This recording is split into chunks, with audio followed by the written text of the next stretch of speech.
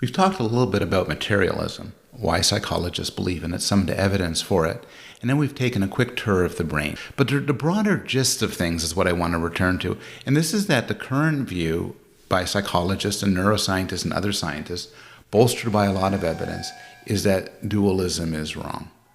The mind is the brain. There's not two substances, there's one.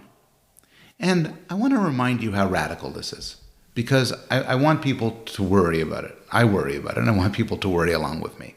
So, for instance, you might believe in spiritual beings and supernatural beings with consciousness but no bodies, like gods. If materialism is right, not only don't we have souls, but maybe there's no such thing as souls. Or to put it differently, there's no such thing as mental life separate from the body. More to the point, maybe you were hoping that when your body dies, when you get very old or you get hit by a bus or whatever, you'll live on. You go to heaven. You go to a spirit world or get reincarnated or whatever. And psychologists and neuroscientists, if they speak honestly, would say, that's crazy.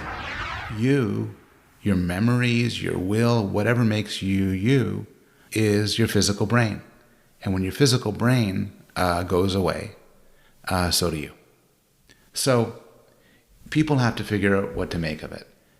What I want to close with, though, since this all sounds not only disturbing but extremely arrogant, the idea that scientists are sort of dictating the answers to the most deep questions of all, is I want to end with two notes of humility. The first is the conception of the mind that fits very well with the materialist view I presented is that the mind is an information processor, it's a computer. And we treat the brain as the physical aspect of hardware, and our mental lives, the ideas, our processes, our heuristics, our algorithms, as the software, as the programs that this hardware runs. And this way of looking at things, I think, works extremely well when it comes to activities like face recognition, language, motor control, logic, and so on. But there still remains what the philosopher David Chalmers has called the hard problem of consciousness. The feeling of what it is to slam your hand in a car door, or, eat scrambled eggs with hot sauce, or have an orgasm, or grieve for the death of your friend, or etc., etc., etc. These feelings, the feeling of what it's like, the qualia, that many people believe can't be simulated on a computer. And many people wonder whether this could be truly the activity of the brain. If it's true, as I think it is true, that even these most qualitative experiences are the product of brain activities, I think we should admit that we don't exactly know how this happens. There's a quote by Thomas Huxley: "How is it that anything so remarkable as a state of consciousness comes about as a result of irritating nervous tissue?" That question is just as unaccountable as the appearance of a genie when Aladdin rubbed his lamp. Huxley's saying it seems like magic. How a physical structure irritated by neurotransmitters swooshing back and forth and electrical signals running across neurons, how that gives rise to feelings is a mystery. It seems like magic. And I think he's right.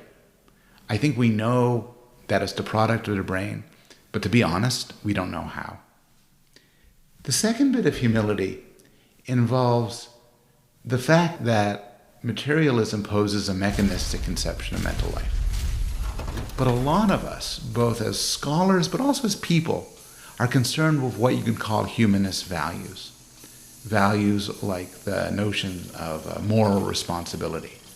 The idea we have free will, the idea that we're responsible for our actions, the idea that there's such a thing in the world as intrinsic value, the idea that there's such a thing in the world perhaps as spiritual value. And for some people, it's very hard to reconcile this with the idea that we're merely brains. And there's two ways to react. One can simply reject humanist values. And I know philosophers and psychologists who confidently assert there's no such thing as free will, there's no such thing as morality, there's no such thing as anything sort of higher or spiritual. I know many more people who reject the science. who says, will say that, look, if neuroscience is going to tell me that my decisions, my activities are nothing more than neural firings, then to hell with neuroscience. My own view is that these two things can be reconciled. I don't think it's easy, but I think that it's possible to reconcile a mechanistic conception of human life with humanist values. And I'll return to this issue over and over again in the course. And in my final lecture, I want to go back to it and try to present a little bit more detail what I mean and how this reconciliation can be defended.